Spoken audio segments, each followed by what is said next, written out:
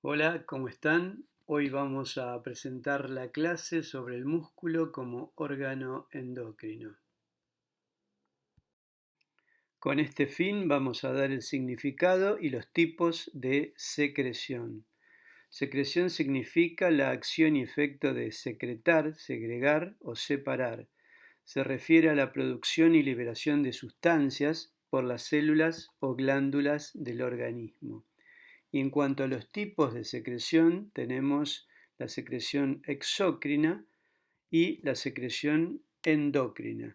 En la secreción exócrina, las mismas salen a través de un conducto a una cavidad, que puede ser, por ejemplo, la boca o el intestino, o a través de un conducto al exterior, por ejemplo, en el caso de las glándulas sudoríparas, que liberan el sudor directamente a la piel. En cuanto al otro tipo de secreción, la endocrina, se secreta una hormona.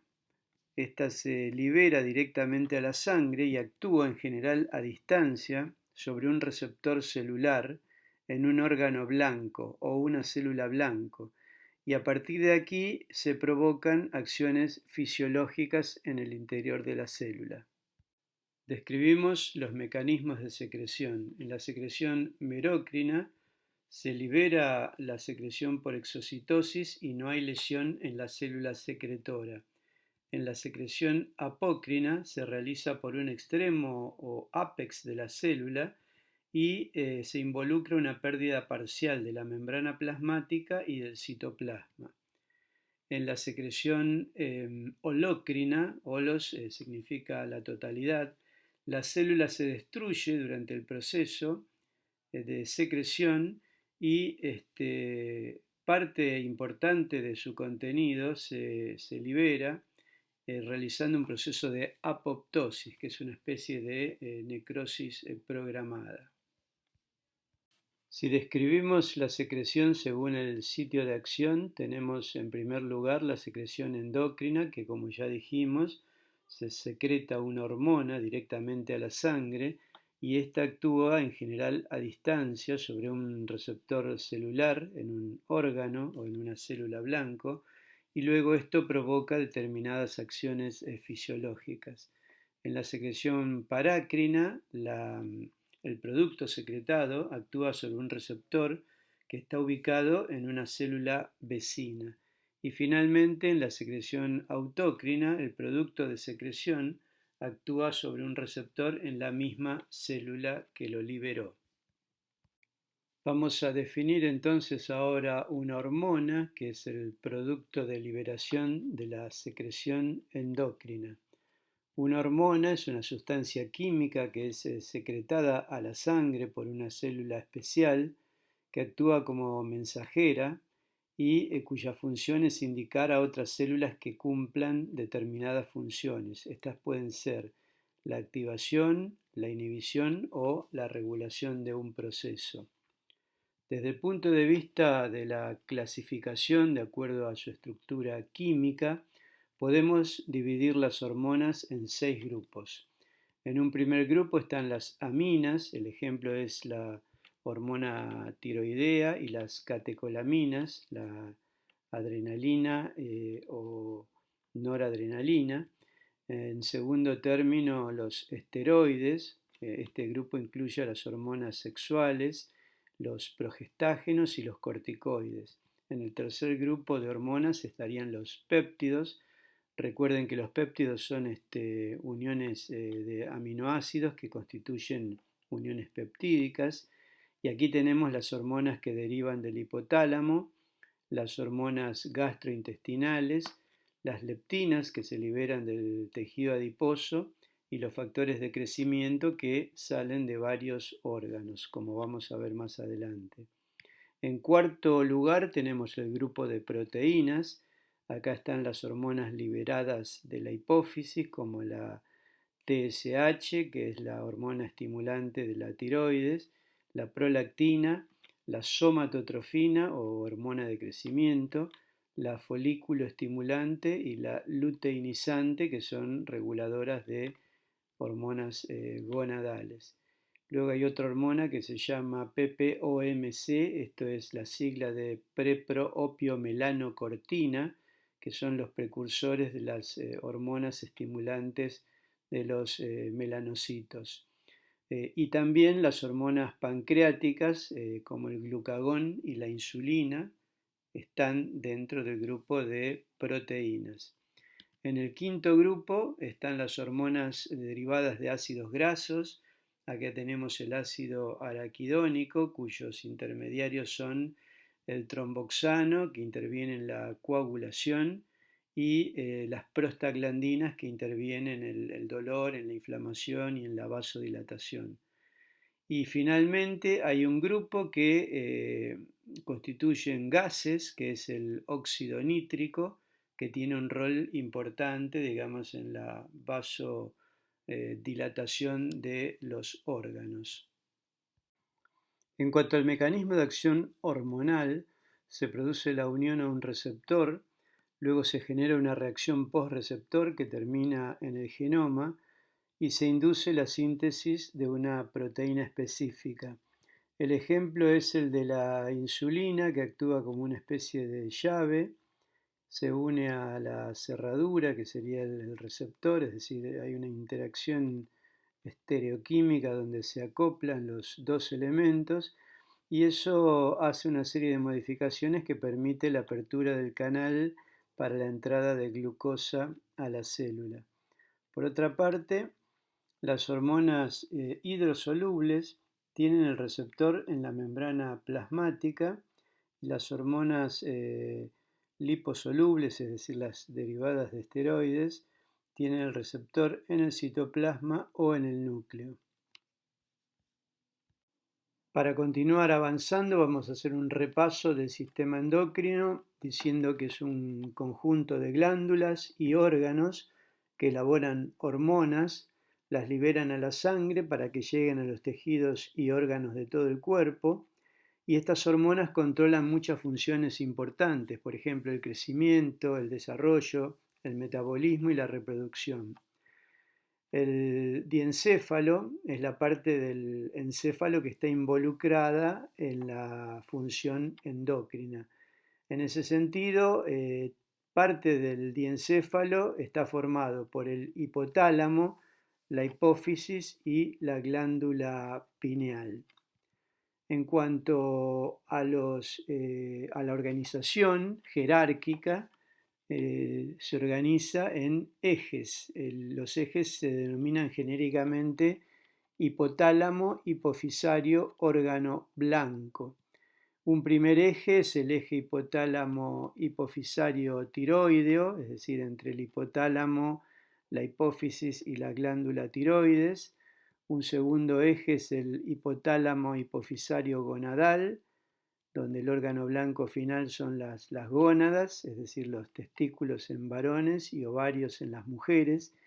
Y en tercer término, el eje hipotálamo adrenal o suprarrenal, donde el órgano blanco final es la glándula suprarrenal. Acá tenemos un esquema.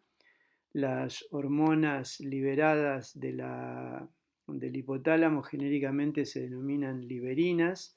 Las hormonas que se liberan de la hipófisis genéricamente se denominan trofinas y en el caso del órgano blanco toman un nombre específico. En este caso, el eje hipotálamo hipofisario tiroides, se liberan hormonas del hipotálamo que actúan a nivel de la hipófisis y esta a nivel de la glándula tiroides, liberando las hormonas T3 y T4. En el segundo eje, el hipotálamo hipofisario gonadal, las liberinas hipotalámicas actúan sobre la hipófisis liberando trofinas hipofisarias y estas actúan sobre las gónadas liberando las hormonas sexuales específicas. Y en el tercer eje, el hipotálamo hipofisario adrenal, las liberinas hipotalámicas actúan sobre la pituitaria o hipófisis, se pueden usar los dos nombres, y estas a su vez actúan sobre la glándula suprarrenal o adrenal, específicamente en la corteza, ya que en la médula suprarrenal están las catecolaminas, y en la corteza se produce y se libera cortisol. Este es entonces el sistema de funcionamiento de los ejes del sistema endocrino. Se han ido descubriendo una gran cantidad de tejidos y órganos que tienen función endocrina, es decir, tienen la capacidad de liberar productos de secreción a la sangre que viajan a distancia, como dijimos antes, se unen a un receptor y activan o desactivan, o también pueden regular determinados procesos metabólicos celulares internos. Además, pueden también fosforilar proteínas en el citoplasma, es decir, agregarle un grupo fosfato, y esto activa determinados procesos o también pueden actuar directamente sobre la expresión génica en el núcleo celular para fomentar la síntesis proteica. Algunos de esos tejidos son el hígado, el hueso, el tejido adiposo, el cerebro, el intestino, el riñón, el páncreas, el corazón, el endotelio vascular, la capa más íntima de los vasos, y el músculo. Todos estos tejidos se han demostrado sucesivamente con función endocrina, es decir, con capacidad de liberar productos de secreción que tienen capacidad de actuar a distancia y regular procesos metabólicos. En diapositivas siguientes vamos a analizar específicamente el rol del músculo como órgano endocrino. Bueno, quiero presentarles aquí un artículo sobre el músculo como órgano endocrino, donde se focaliza sobre la interleuquina 6 derivada justamente del músculo. Se estableció una vinculación entre la actividad contráctil del músculo y cambios inmunológicos, y por otra parte se demostró que esta interleuquina 6 derivada del músculo tiene un rol importante en la regulación del metabolismo. Esta es una revisión del 2008, luego de la cual hubo muchos avances importantes. Entonces, se identificó el músculo como órgano endocrino y las citoquinas y otros péptidos que se liberan, que ejercen efectos parácrinos, autócrinos o endocrinos, se denominan entonces mioquinas, es decir, las derivadas del músculo. La primera y la más estudiada fue la interleuquina 6, relacionada con un tipo de receptor que se llama GP130, y se vio que esta interleuquina 6 puede aumentar hasta 100 veces su concentración durante el ejercicio. Por otra parte, hay una especie de paradoja de la interleuquina, ya que se produce y aumenta posterior al ejercicio, en realidad en el pico del ejercicio e inmediatamente después, cuando la acción de la insulina aumenta y por otro lado se asoció con obesidad y con reducción de la insulina. Y también esta interleuquina 6 aumenta con el envejecimiento. También se ve que además de esta interleuquina, el músculo expresa varias otras mioquinas que son la interleuquina 8 y la interleuquina 15. La interleuquina 8 actúa localmente estimulando la angiogénesis, o sea, la formación de vasos a través de una señalización específica de un receptor. Y la interleuquina 15 constituye un factor anabólico que se expresa en gran medida en el músculo post-entrenamiento de fuerza y también podría contribuir a reducir el tejido adiposo.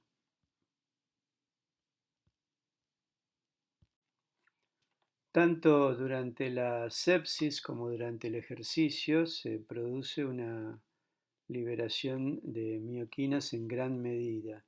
La sepsis es una afección grave que se produce cuando el sistema inmunológico del cuerpo responde de manera extrema ante una infección y puede llegar a lesionar sus propios tejidos y órganos. En la sepsis, como se ve aquí en el gráfico, hay un aumento marcado de factor de necrosis tumoral alfa, seguido por un aumento de la interleuquina 6. En cambio, en el ejercicio se ve un aumento también importante de la interleuquina 6, pero sin la presencia de factor de necrosis tumoral alfa. Solamente en el ejercicio muy extenuante, como una maratón o ultramaratón, se ve un aumento leve de este factor de necrosis tumoral alfa. Así que esta es una diferencia fundamental. Aquí vemos cómo se comporta el incremento de la interleuquina 6 plasmática en diferentes modalidades de ejercicio. En abscisas tenemos los tipos de ejercicio que constituyen la extensión de rodilla, ciclismo, carrera y ejercicios excéntricos, y en ordenadas tenemos la concentración plasmática de interleuquina 6. Este gráfico se basa en 73 pruebas de ejercicio y representa aproximadamente unos 800 sujetos. Como puede verse aquí, después del ejercicio, la interleuquina 6 puede aumentar, como dijimos, hasta 100 veces, aunque el aumento no es lineal en el tiempo. El aumento es casi exponencial, lo vamos a ver en un gráfico siguiente, y el máximo se alcanza al final del ejercicio o un poco después. Y como vemos aquí, el aumento no dependería del daño muscular, como puede verse en el ejercicio excéntrico, en donde más aumenta es en la carrera, seguido en la extensión de rodilla, luego en ciclismo, y donde menos aumenta es en ejercicio excéntrico. El aumento es dependiente de la intensidad del ejercicio y de la masa muscular involucrada. Aquí vemos el cambio de la interleuquina 6 en función de la duración o volumen del ejercicio. En este gráfico puede verse que el aumento post ejercicio depende de la duración o volumen del mismo y que el 51% de este incremento puede explicarse por causa de esta duración del ejercicio. Se libera solamente de los músculos en contracción y por factores locales, es decir, no por factores hormonales o sistémicos. Y tampoco se trata de la interleuquina 6 derivada durante el ejercicio de los monocitos, es decir, es exclusiva de la liberación del músculo. Si analizamos el papel biológico de la interleuquina 6 inducida por contracción, vemos en este gráfico que las contracciones de las fibras musculares, tanto de tipo 1 como las del tipo 2, tienen la capacidad de expresar la interleuquina 6. Esta actúa localmente en forma tanto autócrina como parácrina a través del receptor GP130, como mencionamos antes, y activando una vía AMPK o fosfatidil-inositol trefosfato quinasa. Acá vemos la vía del AMPK que aumenta la oxidación de grasas como resultado final y la vía del fosfatidil-inositol trefosfato quinasa que aumenta la captación de glucosa. Por otra parte también aumenta la producción de glucosa hepática durante el ejercicio y tiene la capacidad de generar lipólisis en el tejido adiposo.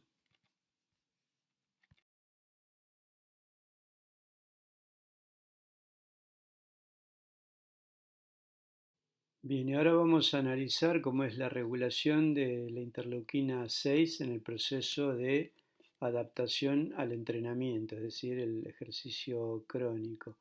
Acá en este gráfico vemos en ordenadas la concentración muscular de glucógeno y la concentración de interleuquina, por otro lado, representado el glucógeno en color naranja y la interleuquina en línea azul, y en ordenadas vemos el tiempo, digamos, de ejercicio. Las adaptaciones por el entrenamiento constituyen que se produce un mayor contenido de glucógeno en el músculo esquelético antes del ejercicio a medida que las adaptaciones van sucediendo, es decir, tiene la capacidad de almacenar más glucógeno. También hay mayor actividad de enzimas claves involucradas en la beta oxidación, que es el proceso de quemar grasa, digamos. Y también hay mayor sensibilidad del tejido adiposo a la lipólisis, a la degradación de grasas, estimulada por la epinefrina o adrenalina. Y por otra parte hay una mayor oxidación de los triglicéridos, o sea, las grasas de depósito intramusculares. Otra adaptación al entrenamiento también es la mayor expresión de receptores de interleuquina 6, como puede verse aquí en el gráfico, es decir, a medida que aumenta la cronicidad del ejercicio, la concentración de receptores va incrementando. Y también hay una menor dependencia del metabolismo glucídico, justamente como producto del entrenamiento. La adaptación consiste en depender más del metabolismo lipídico y menos del glucídico, como ya vimos en una clase precedente. Y finalmente hay una menor concentración de la interleuquina basal a medida que se va incrementando el tiempo de exposición al ejercicio. Digamos entonces, para resumir, que la expresión del ARN mensajero, de la interleuquina 6 y de las proteínas se exacerban cuando el glucógeno muscular es bajo, como se ve en la primera parte del gráfico, en la primera columna.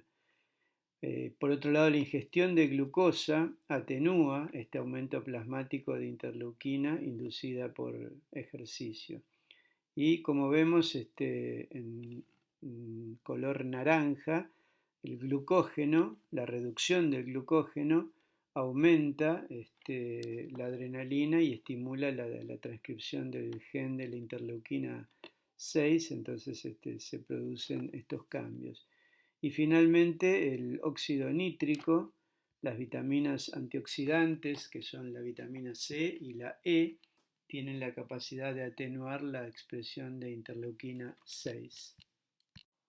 ¿Cuál es la relación de la interleuquina 6 con la obesidad y la resistencia a la insulina? Digamos que la resistencia a la insulina provoca que las células del cuerpo no respondan normalmente a la insulina, entonces la glucosa no puede ingresar a las células con la misma facilidad y esto provoque que se acumule en sangre. Esto se llama hiperglucemia y esto puede provocar la diabetes tipo 2. En cuanto a la obesidad, se relaciona con un proceso de inflamación crónica, tanto en hígado como en músculo y en tejido adiposo. Y por otro lado, hay también un aumento de factor de necrosis tumoral alfa y otras citoquinas como la resistina, la interleuquina beta y la interleuquina 6, pero la que es secretada por adipocitos y macrófagos del tejido adiposo, no la que es secretada por el músculo, ya que ésta tiene efecto antiinflamatorio. Además, la interleuquina 6 se encuentra elevada en plasma y tejidos en sujetos con obesidad y diabetes tipo 2, y esto tiene, por supuesto, efectos metabólicos negativos. La interleuquina 6 y la leptina activan la MPK tanto en el músculo como en el tejido adiposo, y esto puede aumentar la absorción de glucosa por efectos del transportador llamado GLUT4. Y finalmente la AMPK también aumenta la oxidación de grasa intramiocelular. Ahora debemos aclarar que el dogma de que la interleuquina 6 provoca resistencia a la insulina, llamado efecto paradojal, está cuestionado y en realidad podría aumentar como un mecanismo compensador. Lo que sí tiene efecto directo sobre la resistencia insulínica es el factor de necrosis tumoral alfa. Bueno, vamos a hacer una pequeña pausa, creo que es tiempo, y en el tema siguiente vamos a abordar el músculo esquelético como un órgano regulador endocrino de genes. Bien, para ir cerrando este complejo capítulo, vamos a analizar ahora el músculo esquelético como órgano regulador endocrino de genes a través de este artículo de revisión del 2016. Hay algunos puntos claves, como por ejemplo que el músculo esquelético es un órgano endocrino que señaliza a través de factores humorales denominados mioquinas, como ya venimos señalando. El prototipo es la interleuquina 6, que se vincula con la supervivencia de las células beta pancreáticas y posiblemente con la inhibición de células cancerosas. También hay otra interleuquina llamada iricina que deriva del músculo esquelético y se segrega a la circulación. Y finalmente, otro punto clave es que hay una interacción cruzada que fue recientemente demostrada entre el músculo esquelético y el tejido dérmico que involucra la interleuquina 15 dependiente de AMPK. Ahora veremos la importancia de este punto. Respecto a la interleuquina 15 y su rol en relación al ejercicio, esta deriva de muchos tejidos y favorece la función inmunológica. El ejercicio incrementa los niveles de ARN mensajero que forman interleuquina 15 en el músculo esquelético. Y esta interleuquina 15 tiene múltiples efectos que actúan además en la regulación del metabolismo de las grasas y de los glúcidos. Por otra parte, la interleuquina 15 también estimula la función mitocondrial en la piel vía activación de la MPK y favorece de esa manera la disminución del grosor de los pliegues en las personas entrenadas y la reducción del envejecimiento en términos generales. Continuando con la relación entre la interleuquina 6 y el ejercicio, vemos que se produce y libera del músculo durante el ejercicio y se incrementa exponencialmente con la duración y también, como dijimos antes, con la intensidad y la cantidad de masa muscular involucrada. También la interleuquina 6 tiene un rol regulatorio sobre el sistema inmunológico, es decir, tiene un efecto antiinflamatorio y regula además el metabolismo. En cuanto a su relación con el páncreas, estimula la proliferación de células beta, que son las que fabrican y segregan insulina, y previene la apoptosis por estrés metabólico. Y para finalizar, en relación al cáncer, la interleuquina 6 tiene un rol controversial, ya que puede mediar efectos tanto pro como antiinflamatorios, y lo mismo respecto al metabolismo, dependiendo de la transseñalización. Esto se refiere a que la señal puede, digamos, liberarse y actuar sobre distintos tipos de receptores y producir efectos intracelulares diferentes. Ese es el concepto de transseñalización.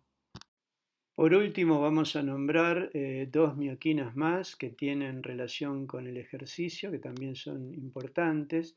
La iricina, que ya señalamos, incrementa la expresión de PGC1-alfa, que induce la conversión a grasa parda de adipocitos blancos, es decir, favorece el incremento del número de mitocondrias.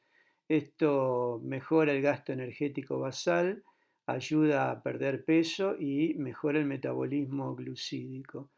Se observa que hay más cantidad de iricina circulante en los sujetos que están entrenados aeróbicamente. Y por último, la decorina es otra mioquina que modula el crecimiento a través de la familia del factor transformador de crecimiento beta. Esta función de la decorina es la de suprimir la miostatina, que se relaciona con la obesidad, la resistencia insulínica y especialmente con la atrofia. Entonces, como aumenta en el post-ejercicio inmediato en función de la máxima fuerza generada, tiene la capacidad de, al suprimir la atrofia, promover la hipertrofia. Bueno, de esta manera entonces cerramos esta compleja clase y esperamos que pueda ser de utilidad. Bueno, reconociendo la complejidad de estos temas, queremos agradecerle realmente por la atención prestada y por haber llegado hasta aquí. Muchas gracias. Nos vemos en clases próximas.